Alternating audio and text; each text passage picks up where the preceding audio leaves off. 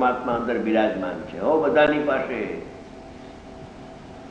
અને એક એની પાસે સમયે સમયે ઇન્દ્રિય જ્ઞાન ઉત્પન્ન થાય છે, અને એ ઇન્દ્રિય જ્ઞાનને દ્રવ્ય ઇન્દ્રિયનું અવલંબન છે, અને એ ઇન્દ્રિય જ્ઞાનના જેટલા વિષયો છે એ પણ જ્ઞેય છે.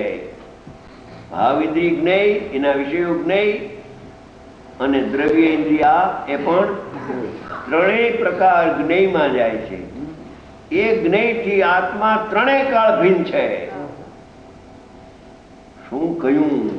હા, જેમ રાગથી આત્મા ત્રણેય કાળ ભિન્ન છે,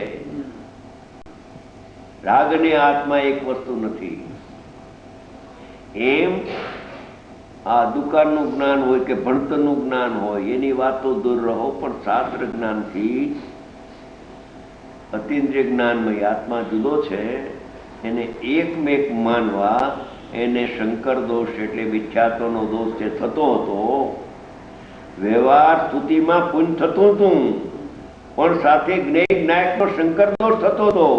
દેહને આત્મા એક માનીને સ્તુતિ કરતો હતો, હવે દેહને આત્મા ભિન્ન જાણીને આત્માની સ્તુતિ કરે છે. હા,